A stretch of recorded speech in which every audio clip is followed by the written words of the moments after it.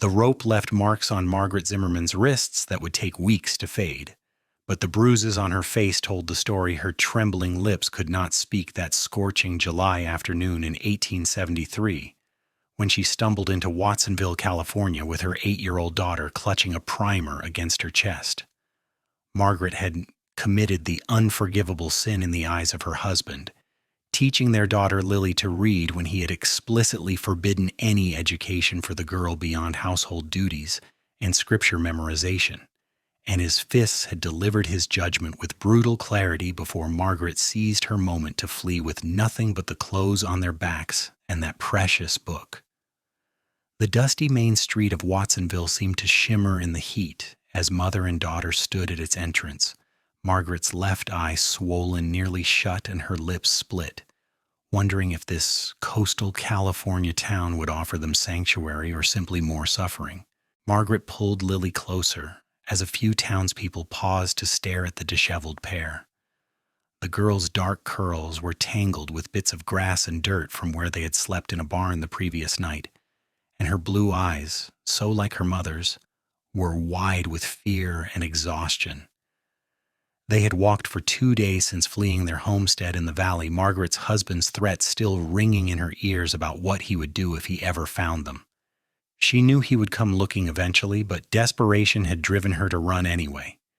No child deserved to grow up in darkness, illiterate and ignorant, simply because her father believed women had no need of learning. "Mama, I am thirsty," Lily whispered, her small voice cracking. Margaret scanned the street, looking for a public well or trough. Her own throat felt like sandpaper, and her head throbbed where her husband had grabbed her hair and slammed her against the wall. She spotted a water pump near the general store and led Lily toward it, acutely aware of the stares following them. Small towns like this could be suspicious of strangers, especially ones who looked as beaten down as she did. As Margaret worked the pump handle, cool water splashing into her cupped hands for Lily to drink, a shadow fell across them. She looked up sharply, instinctively stepping between her daughter and whoever had approached. A tall man in his late 20s stood there, his dark hair slightly too long beneath his worn hat, green eyes studying her with an expression that was neither judgmental nor leering, but genuinely concerned. He wore dusty trail clothes and had the lean, muscled build of someone who worked hard for a living. "Madam, those injuries look recent," he said quietly, his voice carrying a hint of Texas drawl. "Are you and your daughter safe? Is someone pursuing you?" Margaret's first instinct was to lie, to say she had fallen or met with some accident, but something in this stranger's steady gaze made her hesitate. There was kindness there, and a directness that suggested he would see through any fabrication. Besides, she was too tired to construct an elaborate story. "My husband did not appreciate my teaching our daughter to read," Margaret said, her voice barely above a whisper. "He made his feelings clear with his fists. We left." The man's jaw tightened, and something dangerous flashed in those green eyes before he controlled it. "I see. My name is Zachary Irving. I run a ranch about 5 miles north of town. You need a safe place to stay?" Margaret wanted to accept immediately, but years of hard experience had taught her caution. "Why would you help us? You do not know us." "Because what happened to you is wrong," Zachary said simply. "Because that little girl looks scared and hungry, and because I believe anyone willing to risk a beating to teach their child deserves better than sleeping in barns or on the ground." He paused. "My mother taught me to read when I was young. It changed my life. I cannot stand by and do nothing when I see someone punished for trying to give their child the same gift." Lily tugged on Margaret's skirt. "Mama, is he nice?" Zachary knelt down to be at eye level with the girl, moving slowly so as not to frighten her. "I try to be. What is your name?"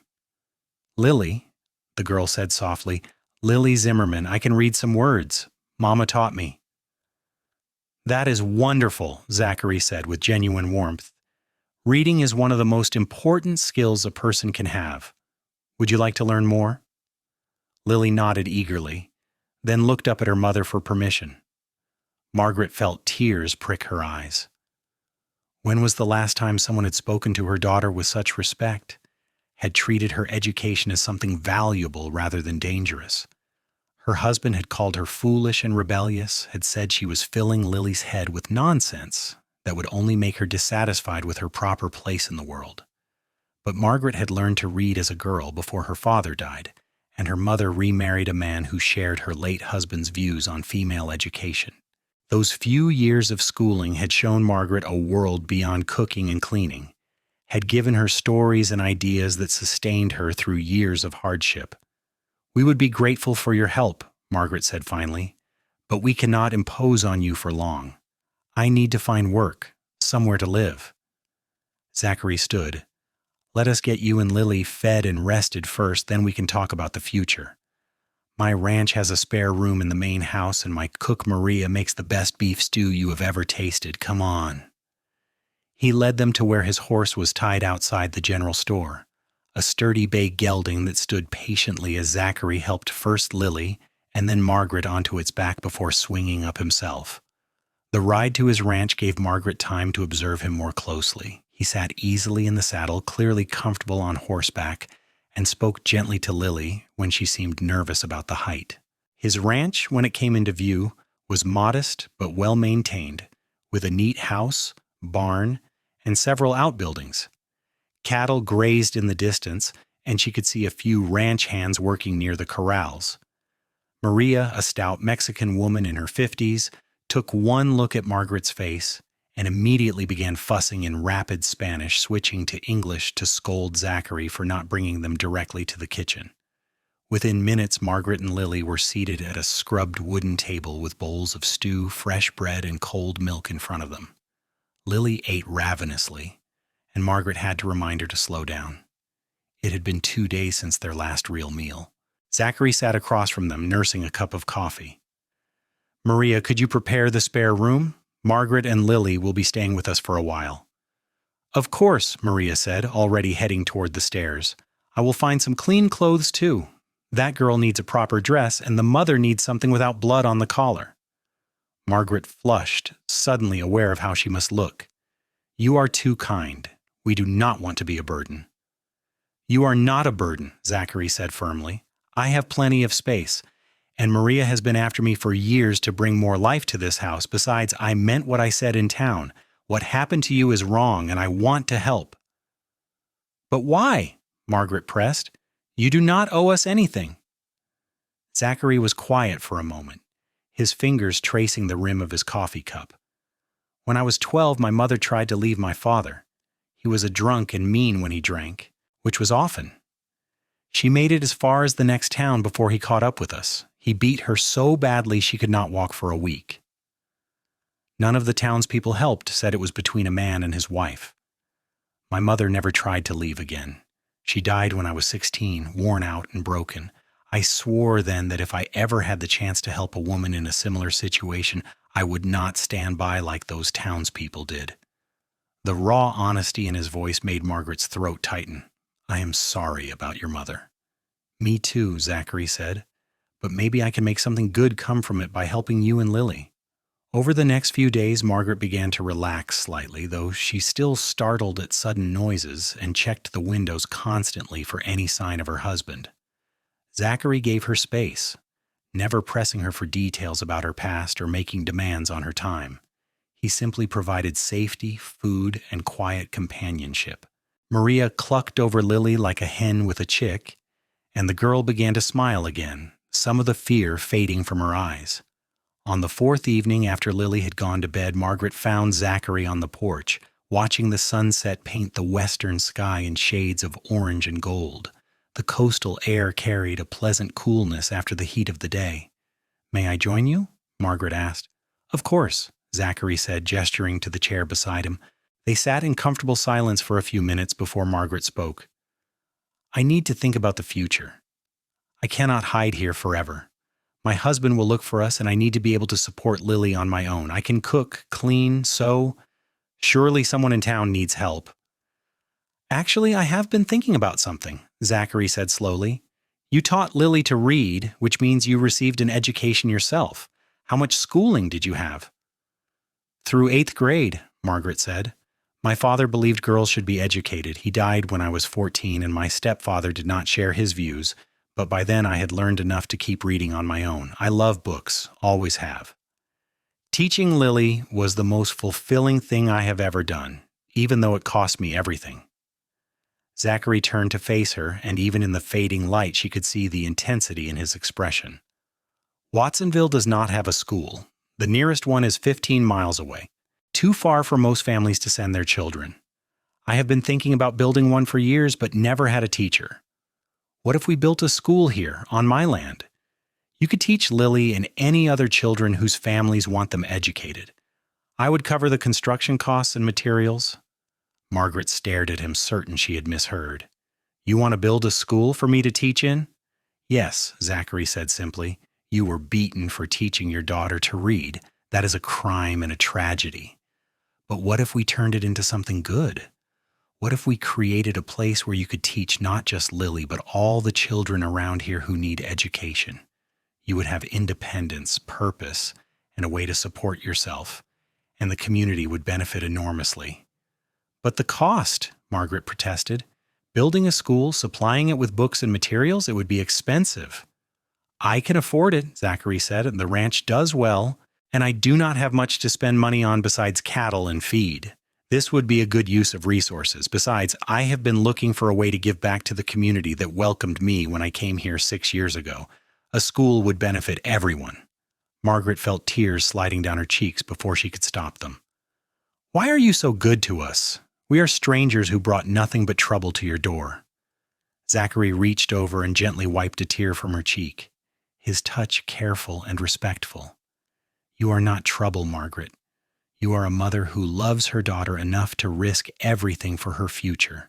That takes courage most people do not have. Let me help you turn that courage into something lasting. The use of her first name sent a small thrill through Margaret that she quickly suppressed. She could not afford to develop feelings for this man, no matter how kind he was. She was still married, even if she never intended to return to her husband, and she had Lily to think about, but gratitude and something warmer made her voice thick as she said, Yes, I would love to teach at a school if you truly mean this. I do, Zachary said. We will start planning tomorrow. True to his word, Zachary threw himself into the project with an energy that amazed Margaret. He drew up plans for a simple but sturdy one-room schoolhouse situated on a flat piece of land within walking distance of both the ranch and town. He consulted with Margaret on every detail, asking her what she would need to teach effectively. How many desks? What kind of chalkboard? Should there be separate areas for different age groups? His respect for her expertise and opinions was unlike anything Margaret had experienced. Her husband had never asked her opinion on anything, had made it clear her thoughts held no value. Word spread quickly through Watsonville about the planned school. Some families were enthusiastic, grateful for the opportunity to have their children educated close to home. Others were skeptical, questioning why a single woman would be allowed to teach, or why Zachary was spending his money on such a venture. A few men, echoing Margaret's husband's views, grumbled that education for girls was unnecessary and would give them improper ideas. One afternoon, about 2 weeks after Margaret's arrival, a delegation of 3 townsmen rode out to the ranch. Zachary met them in the yard, and Margaret watched nervously from the porch as they talked. She could not hear the words, but the body language was clear. The men were not happy.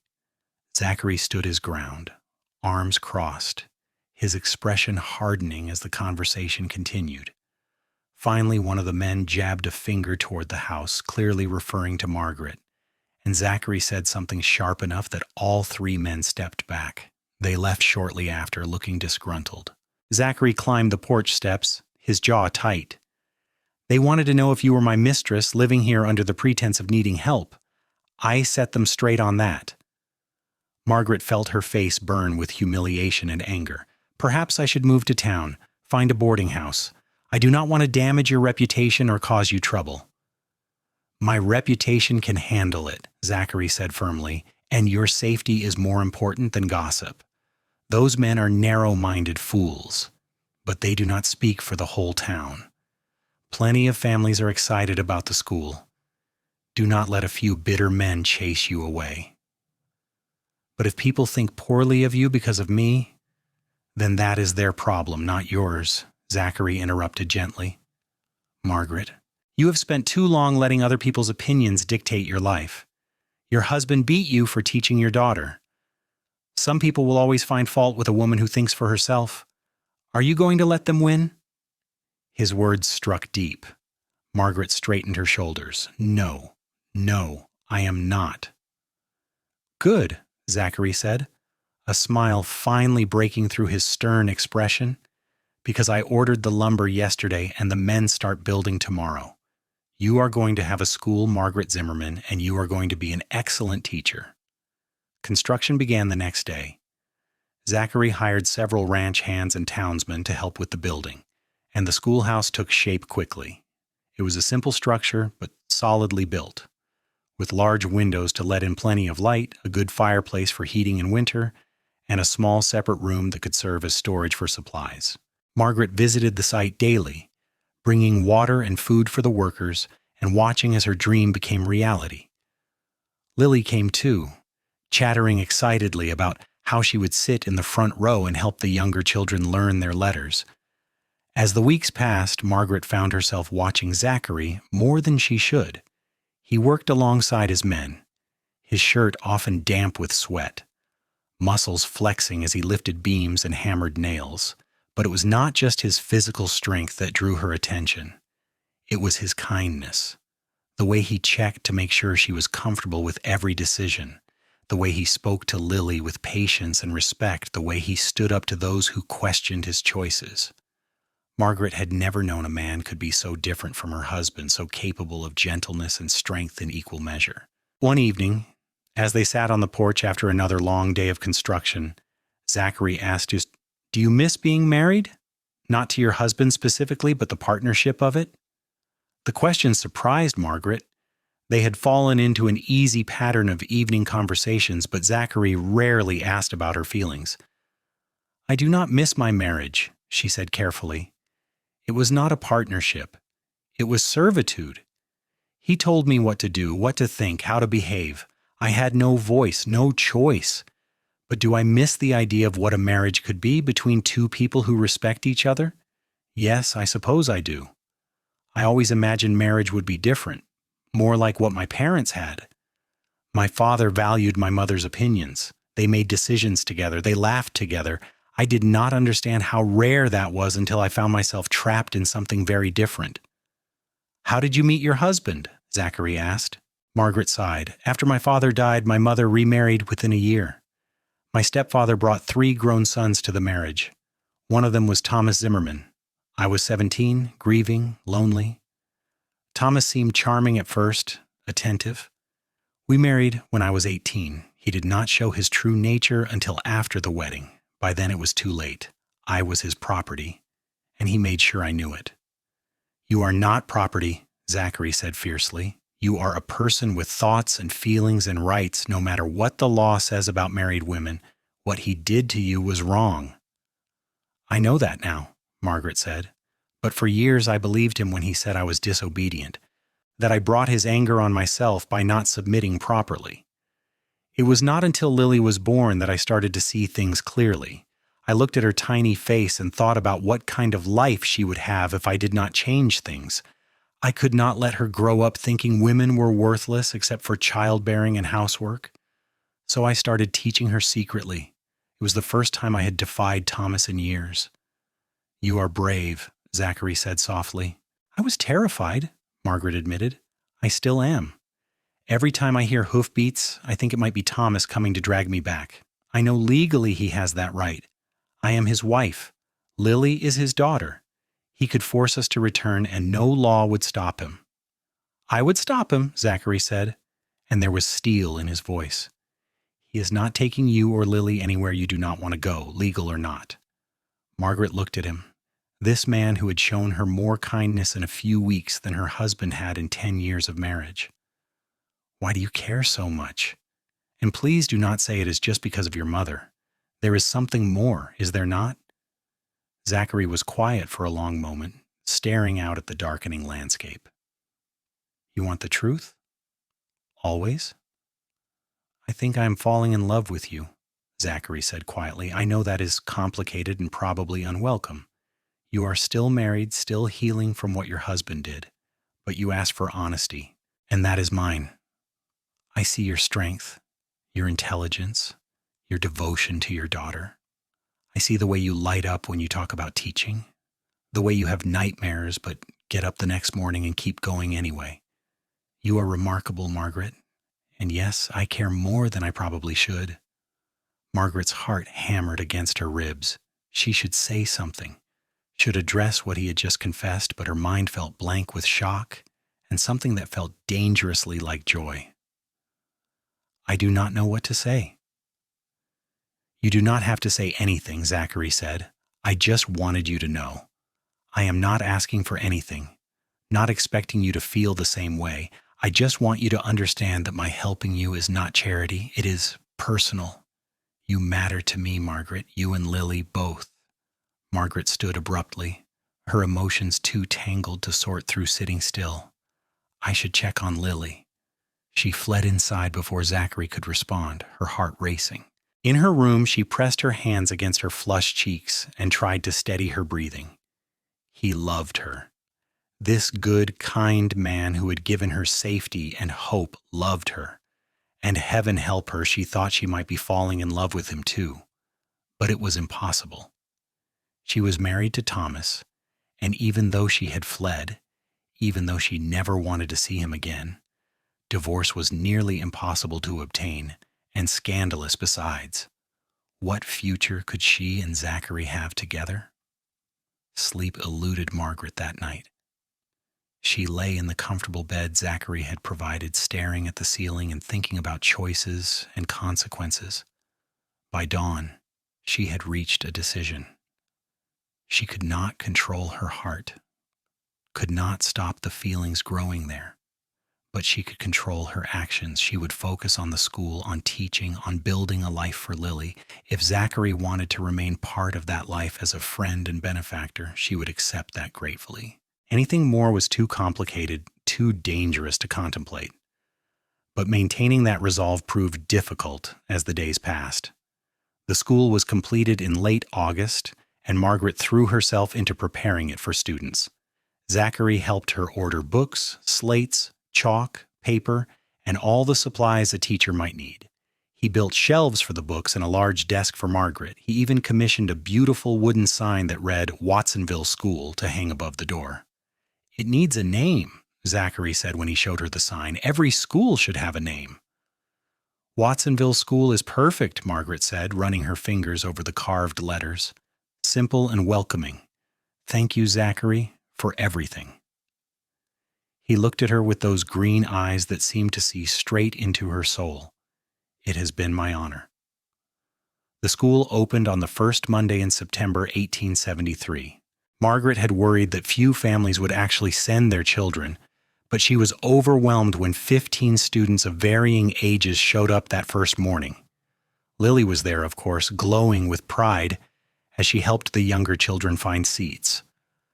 The students ranged from 6-year-old twin boys who could barely write their names to a 14-year-old girl whose parents had finally agreed to let her have some education before she married the following year. Margaret stood in front of her students, her heart full to bursting, and introduced herself. Welcome to Watsonville School. My name is Mrs. Zimmerman, and I am honored to be your teacher. Some of you are just beginning your education, and some have already learned the basics. We will work together to help everyone learn at their own pace. Reading, writing, arithmetic, geography, history, these are the subjects we will study. But more than that, we will learn to think, to question, to discover the world through books and knowledge. Education is a gift, and I am grateful to share it with you. The students stared at her with a mixture of excitement and nervousness. Margaret smiled at them, thinking of the long road that had brought her to this moment. The beatings, the fear, the desperate flight with Lily, none of it seemed quite real now. This was real. Children eager to learn. A school built specifically so she could teach, and a future full of possibility. Zachary appeared at the door during the lunch break, bringing a basket from Maria filled with sandwiches and apples. I thought you might need reinforcements, he said with a grin. You are a lifesaver, Margaret said, accepting the basket gratefully. Teaching is wonderful, but exhausting. How do you keep 15 children focused and engaged all morning? You seem to be managing well, Zachary said. I could hear them reciting their letters as I approached. You have a good voice for teaching, clear and confident. Margaret felt herself blush at the compliment. Thank you. I hope I can live up to everyone's expectations. You already are, Zachary said. Margaret, I am proud of you. What you are doing here matters. Their eyes met, and Margaret felt the familiar flutter in her chest that Zachary's presence now always caused. She looked away first, focusing on distributing the food to the children. Zachary left shortly after, but his words stayed with her for the rest of the day. The weeks settled into a rhythm. Margaret taught Monday through Friday, spending her evenings preparing lessons and grading work. Zachary often joined her after dinner, offering to help, or simply keeping her company. They talked about everything: books they had read, places they wanted to visit, dreams for the future. Margaret learned that Zachary had come to California from Texas after his mother died, wanting to start fresh away from painful memories. He had worked as a ranch hand for several years before saving enough to buy his own land. He was respected in the community, known for his fairness and hard work. "Do you ever think about marrying?" Margaret asked one evening, then immediately regretted the personal question. "I apologize, that is too forward." "It is fine," Zachary said. "And yes, I think about it. I would like a wife, children, a full house, but I have not met anyone who made me want that until recently." The implication was clear, and Margaret felt heat rise in her cheeks. "Zachary, we cannot." "I know," he said quietly, "but that does not change how I feel. I would wait for you, Margaret, however long it takes." "Wait for what?" Margaret asked, though she knew the answer. "I am married. That is not going to change unless Thomas dies or I somehow manage to get a divorce, and you know how difficult that is. The scandal alone would destroy me." "Then we will face it together," Zachary said. "I do not care about scandal. I care about you." Margaret shook her head, tears pricking her eyes.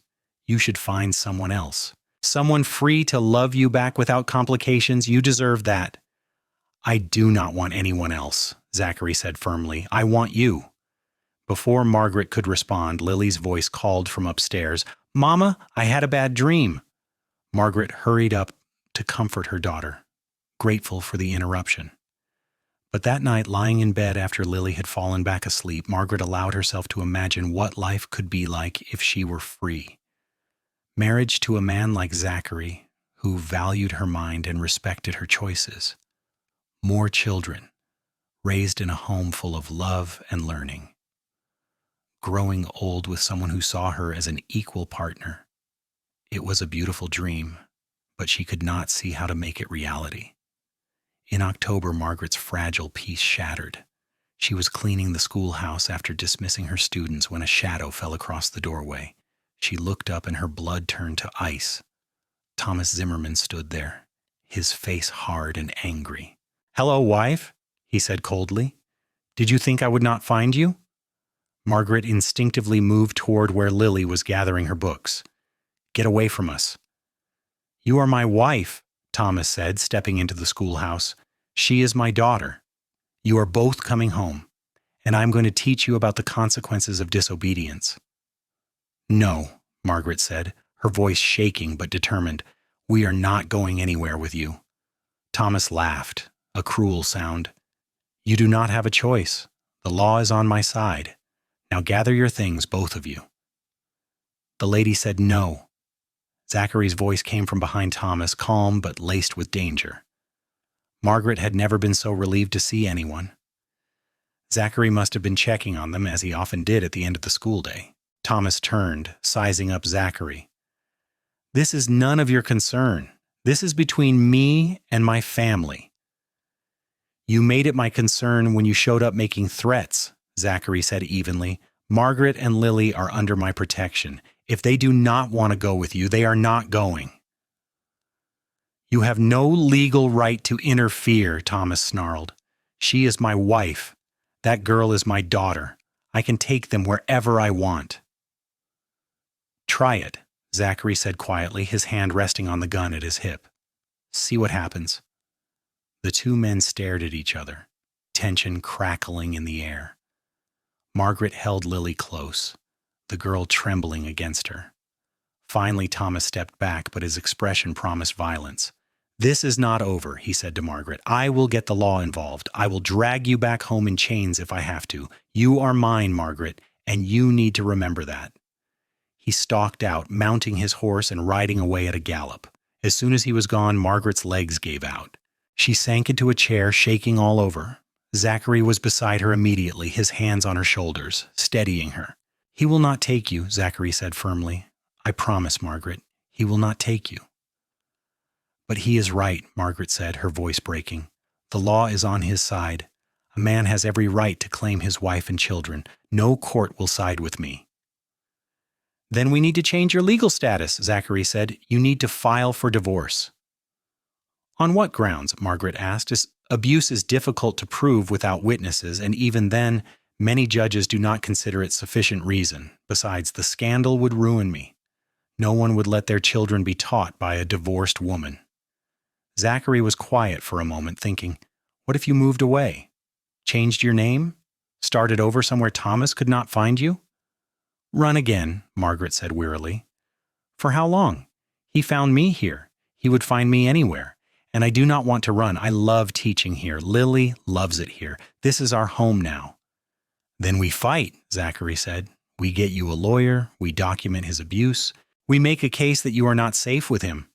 It will not be easy, but it is possible. Margaret looked at this man who had already given her so much and was now promising to fight her battles alongside her. Why are you doing this? Because I love you, Zachary said simply. Because you and Lily deserve safety and happiness, because what he did to you is wrong, and I will not stand by and let it continue. I love you too, Margaret whispered, the words escaping before she could stop them. I did not want to. I tried not to. But I do, Zachary. I love you. Zachary cupped her face gently in his hands, mindful of where the old bruises had been. Then let me protect you.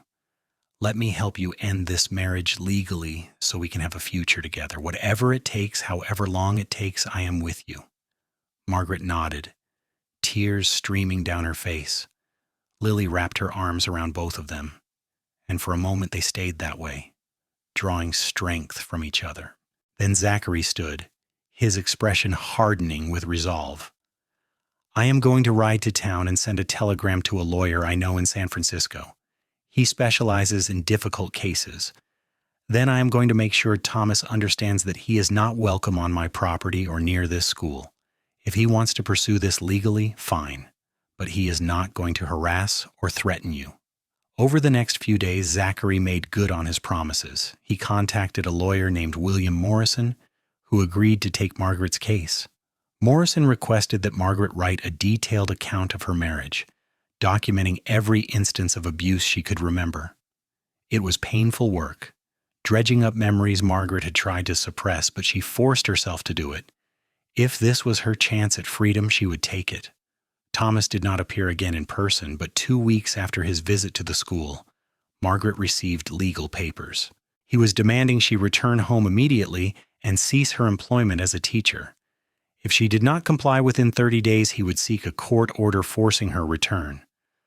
Morrison, when he arrived in Watsonville to meet with Margaret, was a sharp-eyed man in his 40s with a reputation for winning impossible cases. He read through Thomas's demands and then studied Margaret's written account. This will not be easy, Morrison said bluntly. The law heavily favors husbands in these matters. However, you have several things working in your favor. First, you have a community here that supports you. I have spoken with several townspeople, and they all speak highly of your teaching and character. Second, you have Mr. Irving willing to provide financial support for your legal battle and testify on your behalf. Third, your husband's documented violence, particularly directed at preventing your daughter's education, may sway a judge who values literacy and learning. California is more progressive than many states in this regard. So there is a chance, Margaret asked. There's always a chance, Morrison said. But you need to be prepared for a fight. Your husband will likely argue that you are an unfit mother for defying him. that you corrupted your daughter with education against his wishes, and that you are living in sin with Mr. Irving." "We are not," Margaret said quickly. "Zachary has been nothing but honorable. He has given us safety, nothing more." "I believe you," Morrison said, "but your husband will twist the facts to suit his narrative.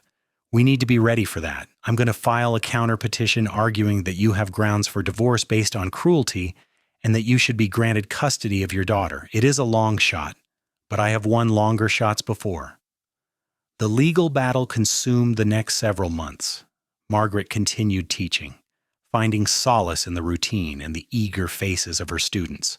The townspeople of Watsonville largely rallied around her, with several women even testifying to Morrison about witnessing Margaret's injuries when she first arrived. This outpouring of support both touched and surprised Margaret. She had spent so long isolated and ashamed that she had forgotten people could be kind. Zachary was her rock through it all.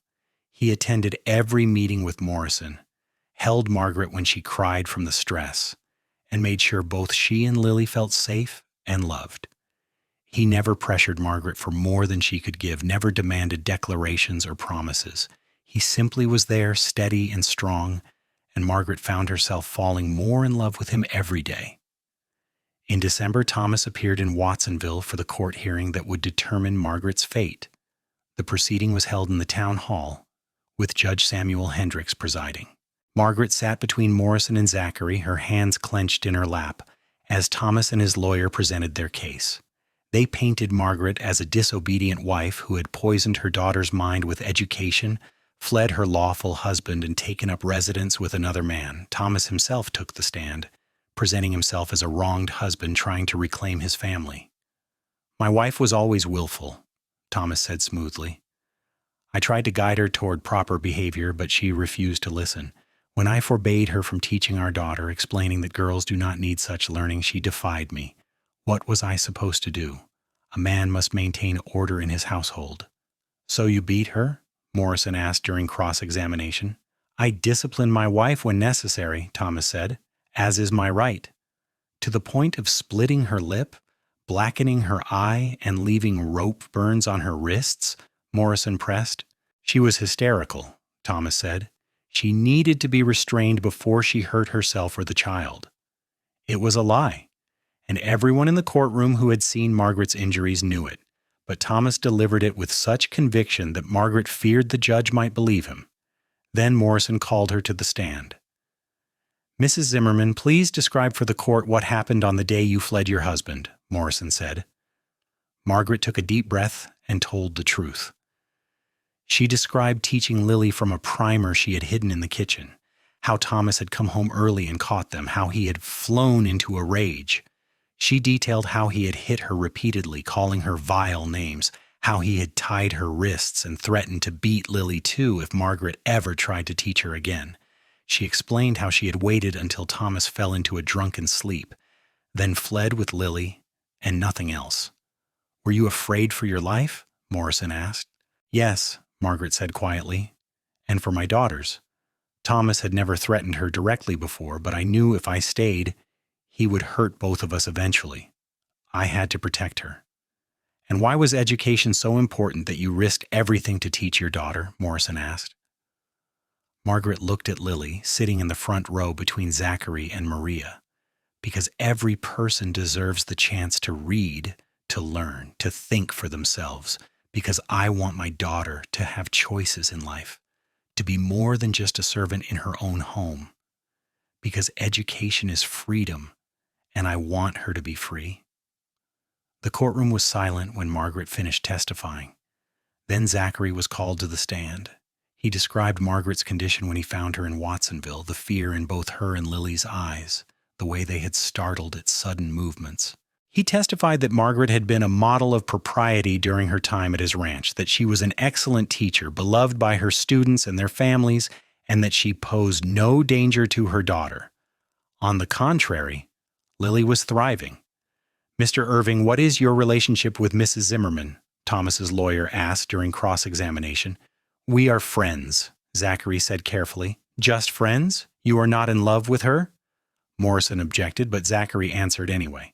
I am in love with her, yes, but I have behaved honorably toward her at all times.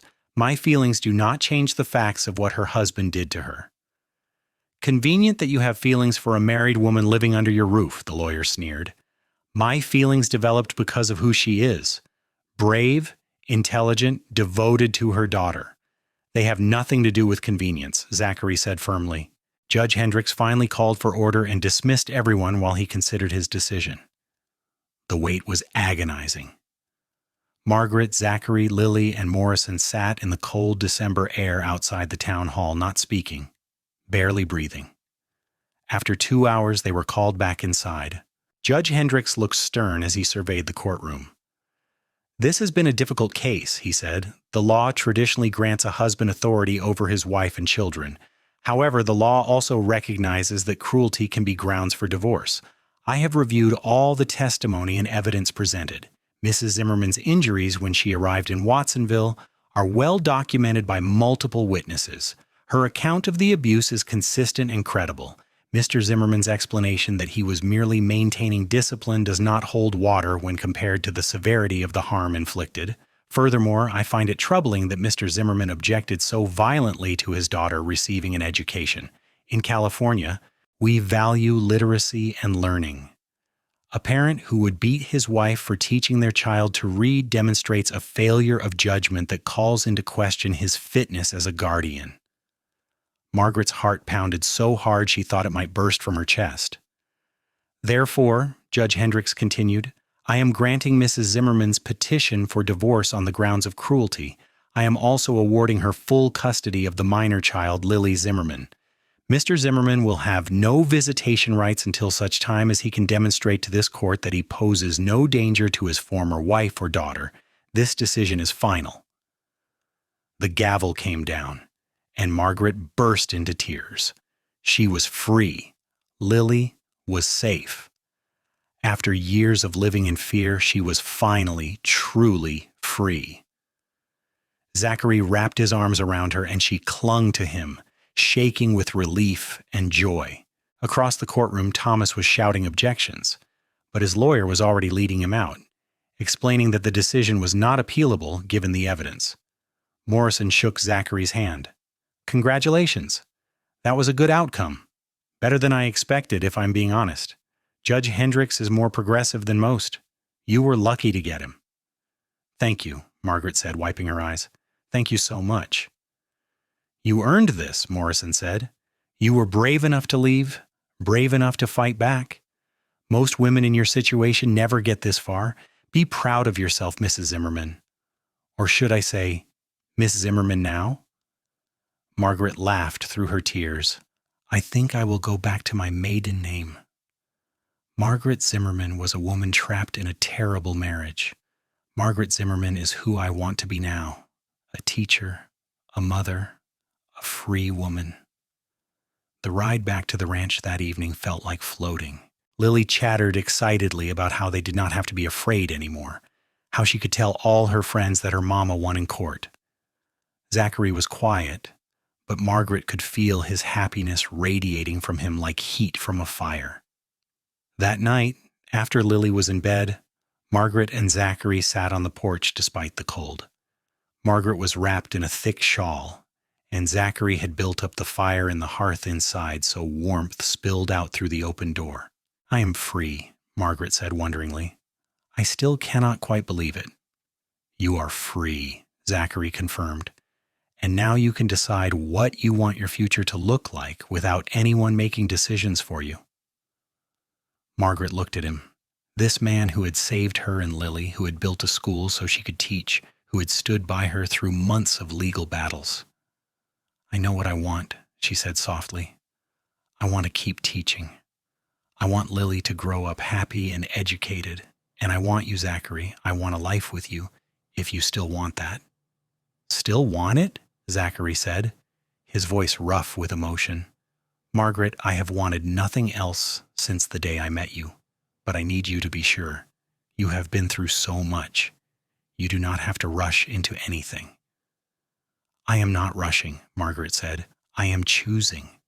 For the first time in my life, I am making a choice about who I want to be with, and I choose you." Zachary pulled her into his arms, holding her like she was something precious. I love you so much. I will spend the rest of my life making sure you never regret this choice. I could never regret you, Margaret whispered. He kissed her then, gentle and sweet, and Margaret felt something inside her finally settle. This was what love was supposed to feel like, safe, respectful, joyful. Not the fear and pain of her marriage, but the warmth and security of being with someone who valued her. They were married in a simple ceremony in March 1874, just as spring was beginning to warm the California coast. The wedding was held in the schoolhouse, surrounded by Margaret's students and the townspeople who had supported her. Lily served as a bridesmaid, glowing with happiness. Maria cried throughout the entire ceremony. Even the gruff ranch hands who worked for Zachary showed up in clean shirts and offered awkward congratulations. As Margaret and Zachary exchanged vows, promising to honor and cherish each other as equal partners, Margaret felt a peace she had never known. She was no longer someone's property, no longer trapped and afraid. She was Margaret Zimmerman Irving, teacher, mother, and beloved wife of a good man. The future stretched before her, full of possibility.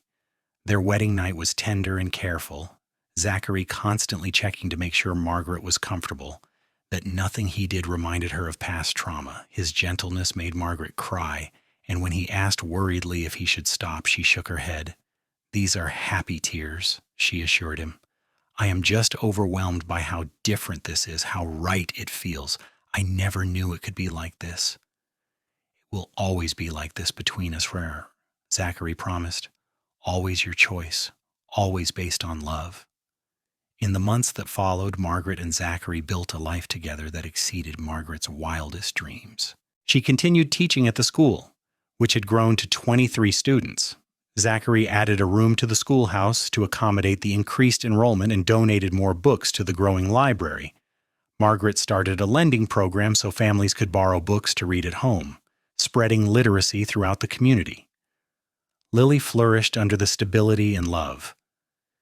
She was excelling in her studies, already reading at a level several years above her age. More importantly, she was happy, confident, and unafraid. She called Zachary Papas within 6 months of the marriage, and he treated her as his own daughter in every way that mattered. In the fall of 1874, Margaret discovered she was pregnant. The news filled her with both joy and fear.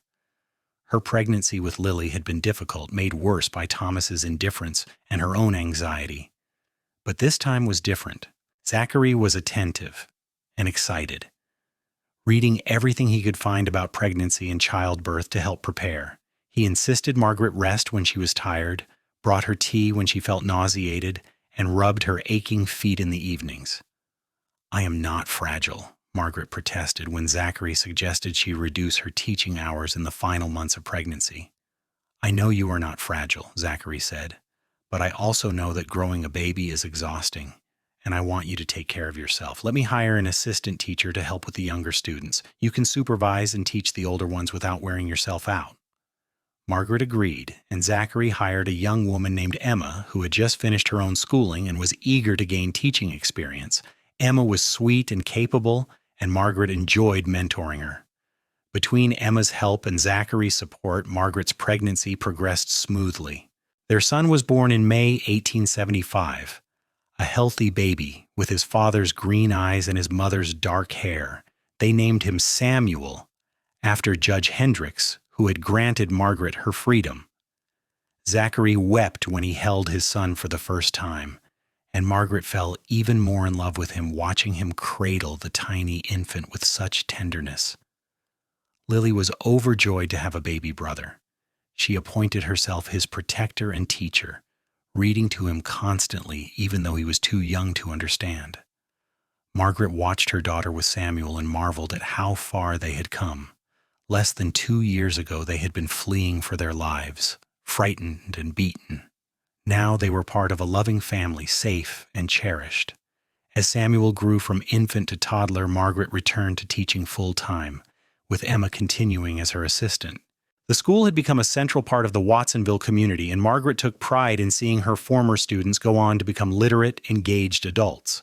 Several of her first students were now helping teach their younger siblings, creating a cycle of learning that spread beyond the schoolhouse walls. In 1877, Margaret became pregnant again. This pregnancy was easier than the first two, perhaps because she was so content and secure.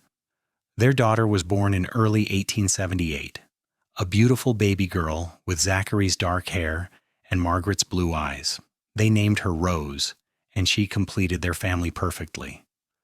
Watching Zachary with their children never failed to fill Margaret with gratitude. He was patient when they were fussy, playful when they needed entertainment, and firm but kind when discipline was required. He taught Lily to ride horses and helped Samuel learn to rope fence posts like a proper ranch hand. He sang lullabies to Rose and made silly faces to coax smiles from her. "You are an excellent father," Margaret told him one evening as they watched their children play in the yard. Lily was teaching Samuel his letters while Rose toddled around picking flowers. "I had a good example of what not to do," Zachary said, "and a great example of what to do in you. The way you love Lily, protect her, encourage her to grow and learn. That is how I want to be with all our children." "We make a good team," Margaret said, leaning against his shoulder. "The best team," Zachary agreed, kissing the top of her head. Years passed in a blur of school terms, cattle drives, children growing, and love deepening. Margaret never took her freedom or happiness for granted. She remembered too well what it felt like to live in fear, to have no choices, no voice. Every morning when she woke up beside Zachary, every day she taught her students, every evening she gathered her children around the dinner table, she offered silent thanks for the twisting path that had brought her to this life. In 1882, when Lily was 17, she announced her intention to become a teacher like her mother. Margaret's heart swelled with pride as Lily began studying pedagogy and practicing with the younger students at the school. Emma had moved on to start her own school in a neighboring town, so Lily's timing was perfect. By the time Lily was 18, she was teaching alongside Margaret, bringing energy and fresh ideas to the schoolhouse. Samuel, now 7, was showing an aptitude for ranching that delighted Zachary. The boy could ride almost as well as his father and had a natural way with cattle. Rose, at 4, was showing signs of her mother's love of books, constantly begging Margaret to read her stories and already recognizing several words. One evening in the summer of 1883, Margaret and Zachary sat on their porch watching the sunset, just as they had so many times before. The children were inside doing evening chores, and the ranch was peaceful in the fading light. "Do you remember the day we met?" Margaret asked. "Every detail," Zachary said. "You were standing by the water pump, beaten and terrified, but still so strong. Lily was holding that primer against her chest like it was treasure. I took one look at you and knew my life was about to change." "Mine too," Margaret said. "I thought I was fleeing to Watsonville to hide, to survive. I did not know I was coming home." "Home to me," Zachary said softly. "Home to you," Margaret agreed. "You gave me everything, Zachary. Safety, a school, a family, a life I never dreamed possible. How do I ever thank you for that?" "You thank me by being happy," Zachary said, "by teaching your students, loving our children, and letting me love you. That is all I need, Margaret. That is all I have ever needed." They sat in comfortable silence, hands linked, watching the sky turn from gold to pink to purple. Inside, they could hear Lily helping Samuel with his arithmetic homework, while Rose sang a rambling song about horses, the sounds of family, of home, of love. 10 years later, in 1893, the Watsonville School celebrated its 20th anniversary. Margaret, now 43, still taught alongside Lily, who had become an accomplished educator in her own right. Samuel, at 18, was running much of the ranch operation, allowing Zachary more time to spend with his family. Rose, 14, was talking about becoming a doctor, inspired by books about medicine that Margaret had acquired for the school library. The anniversary celebration was a huge event, with former students coming from across California to honor the school, and Mrs. Irving, as Margaret was now universally known. Speaker after speaker testified to how the school had changed their lives, had given them opportunities they never would have had otherwise. Several mentioned specifically that Mrs. Irving had believed in them when no one else did, had seen potential where others saw only obstacles. When Margaret stood to address the crowd, she felt tears prick her eyes. 20 years ago, I came to Watsonville beaten and broken, with nothing but my daughter and a desperate hope that we could survive. This community welcomed us, protected us, and gave us a chance to build a new life. This school exists because a good man saw value in education and in me, and decided to do something about it. It exists because of you, Zachary. She looked at her husband, standing with their children, and saw his eyes shining with tears. But it thrives because of all of you, the students who came eager to learn, the families who valued education enough to send your children, the teachers who have worked alongside me. This school is not mine, it is ours, a testament to what we can accomplish when we come together to lift each other up. Thank you for 20 wonderful years. I hope for 20 more. The crowd erupted in applause, and Margaret stepped down from the podium into Zachary's waiting arms. He held her close, and she could feel his heart beating against hers, steady and strong. I am so proud of you, he whispered in her ear. I would not be here without you, Margaret whispered back. We would not be here without each other, Zachary corrected gently. As the celebration continued around them, Margaret reflected on the incredible journey that had brought her to this moment. She had been beaten for teaching her daughter to read, an act of cruelty that should have broken her. Instead, it had led her to Zachary, who had built a school where not just Lily but hundreds of children could learn and grow. That school had become the heart of the community, a place where minds were opened and futures were shaped. More than that, Margaret had found love. Real love, the kind that lifted up rather than tore down. She had found partnership and respect and joy. She had built a family full of laughter and learning. She had lived to see her daughter become a teacher, her son become a rancher, her youngest daughter dream of becoming a doctor.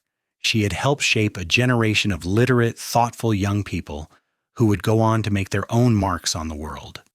The years continued to unfold with their mixture of joy and sorrow, triumph and challenge. In 1895, they received word that Thomas Zimmerman had died, killed in a bar fight in Nevada. Margaret felt nothing but a distant sadness at the waste of a life consumed by anger and cruelty. She was so far removed from that frightened woman who had fled him that his death barely touched her current existence. Lily married in 1896, choosing a young teacher from a neighboring town who shared her passion for education. They built a school together in their new community, carrying on Margaret's legacy. Samuel married in 1898, bringing home a spirited rancher's daughter who fit perfectly into their family. Rose, true to her ambitions, went to nursing school and then medical school, becoming one of the few female doctors in California. Through it all, Margaret and Zachary remained the foundation of their family. They grew older together, silver threading through their hair, lines deepening around their eyes, but their love never dimmed. If anything, it grew stronger with each passing year, tempered by shared experiences and weathered challenges. In 1903, at the 30th anniversary of the Watsonville School, Margaret finally retired from teaching. She was 53 and ready to spend more time with her grandchildren, who were beginning to arrive with delightful regularity. Lily had 3 children, Samuel had 2, and Rose had recently announced her first pregnancy. The schoolhouse passed to a young teacher Margaret had mentored, a woman who promised to uphold the values of literacy, kindness, and high standards that Margaret had established. On Margaret's last day of teaching, the entire town turned out to honor her. The current students performed a program of songs and recitations. Former students shared stories of how Mrs. Irving had changed their lives. The mayor presented her with a plaque thanking her for 30 years of service to Watsonville. But the moment that moved Margaret most was when Lily stood and spoke on behalf of the family. "My mother taught me to read when I was a little girl," Lily said, her voice strong and clear. It cost her everything, her marriage, her safety, nearly her life. But she did it anyway because she believed education was worth any price. That courage, that conviction, shaped not just my life, but the lives of everyone in this room and countless others beyond these walls. Mama, you taught us that knowledge is power, that reading opens doors, that every person deserves the chance to learn and grow. You showed us that women are not lesser, that daughters are just as valuable as sons, that minds matter more than tradition. Thank you for being brave enough to teach me all those years ago and wise enough to teach all these children since. We love you. Margaret stood and embraced her daughter, both of them weeping. Then Samuel and Rose joined them, wrapping their mother in love and gratitude. Finally, Zachary was there too, holding his whole family together as he had for 30 years. That evening, as they sat on their porch, Margaret and Zachary reflected on their lives together. "Do you have any regrets?" Zachary asked. Margaret thought carefully. "I regret the years I spent trapped in fear, but I cannot truly regret them because they gave me Lily and eventually led me to you. I regret that my first husband was so consumed by his own demons that he could not see the value in what I was trying to do, but mostly I am grateful. Grateful for you, for our children, for the school, for this life we built together." "I am grateful too," Zachary said. "You made my life richer than I ever imagined it could be, teaching me what real partnership looks like, building a family with me, sharing your passion for education and justice. I am the luckiest man alive. Margaret Irving." "I am pretty lucky myself," Margaret said with a smile. "Not many women get a second chance at happiness the way I did. Not many find a man who builds them a school." "Well, not many women are worth building a school for," Zachary teased gently, "but you definitely are." They sat together as the stars came out, their hands linked, their hearts full.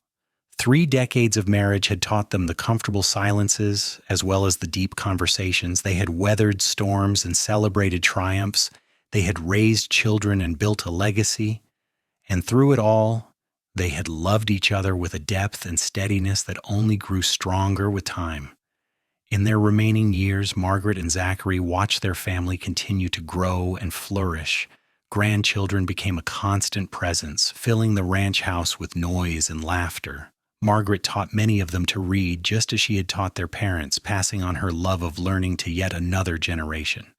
Zachary showed them how to ride, how to care for animals, how to work hard and take pride in their accomplishments. In 1912, on their 38th wedding anniversary, Zachary became ill. The doctor diagnosed a heart condition and said there was nothing to be done but make him comfortable. Margaret refused to accept this, trying every remedy she could find, but Zachary's health continued to decline. He faced his approaching death with the same quiet courage he had brought to everything in his life. "Do not grieve too long," he told Margaret one evening as she sat beside his bed holding his hand. "We had an incredible life together. More happiness than most people ever find. Be grateful for that. Not sad that it is ending." "I am grateful," Margaret said through her tears, "but I will also miss you every day for the rest of my life. You saved me, Zachary. You gave me everything." "You saved me too," Zachary said softly. "I was just going through the motions before you came along, running a ranch, but not really living. You taught me what it means to be truly alive, to love and be loved, to build something that matters. Thank you for choosing me, Margaret. Thank you for 38 beautiful years." He died peacefully 2 days later, surrounded by his family. Margaret held him as he took his last breath, whispering that she loved him, that she would carry him in her heart always. The grief was crushing, a physical weight that made it hard to breathe, but she bore it because she knew that the love that caused such grief had been worth every moment. The entire town of Watsonville attended Zachary's funeral.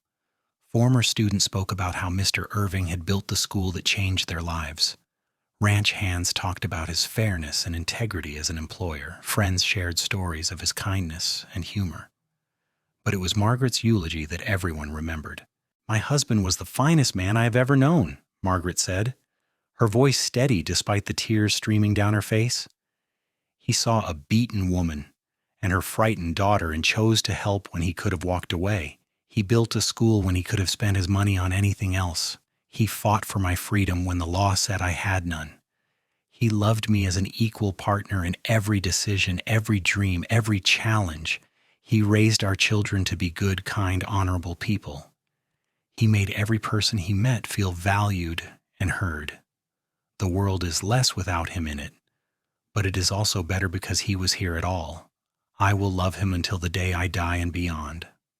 Margaret lived another 8 years after Zachary's death. She spent those years surrounded by family, by grandchildren and great-grandchildren, by the legacy she and Zachary had built together.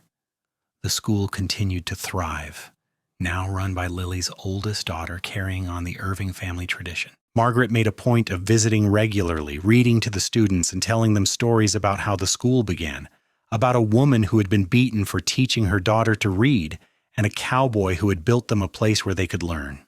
In the spring of 1920, at the age of 70, Margaret passed away peacefully in her sleep. She was buried beside Zachary, and the entire town mourned the loss of their beloved teacher and benefactor. Her obituary in the local paper described her as a pioneer in education, a champion for literacy, and a woman of remarkable courage and grace. But the inscription on her headstone, chosen by her children, said it all. Margaret Irving, beloved wife, mother, teacher. She believed education could change the world, and she proved it.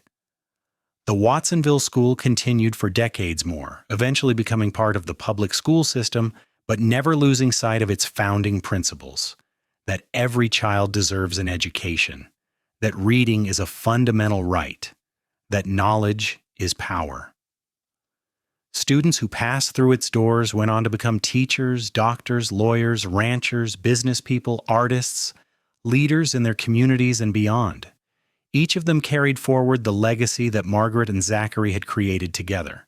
And every year on the anniversary of the school's founding, the students gathered to hear the story of how it all began, about a brave mother who risked everything to teach her daughter to read, and a good cowboy who built them a school where they could learn, and how their love for each other created something that changed countless lives for generations to come. It was a story of courage and kindness, of justice and love, of how one person's compassion could transform tragedy into triumph. It was a story that needed to be told and remembered because it reminded everyone who heard it that goodness exists in the world, that love can conquer cruelty, and that education truly does have the power to set people free. In the end, Margaret and Zachary's greatest legacy was not the physical school building or even the thousands of students who passed through its doors. Their greatest legacy was the idea they embodied, that every person has value, that knowledge should be accessible to all, that love means lifting each other up rather than tearing each other down, and that it is never too late to start over, to find happiness, to build a better future. Those ideas, planted in Watsonville, California in 1873 when a beaten woman and a compassionate cowboy decided to fight for education and justice, spread far beyond one small town, touching lives and changing minds in ways neither of them could have imagined. And somewhere, in whatever comes after this life, Margaret and Zachary were together again, watching over the family and community they had built, proud of what they had accomplished, grateful for the love they had shared, and at peace knowing that their story would continue to inspire long after they were gone. They had taken tragedy and transformed it into hope. They had taken injustice and answered it with grace. They had taken fear and replaced it with love. And in doing so, they had proven that one person's courage, supported by another person's kindness, truly can change the world.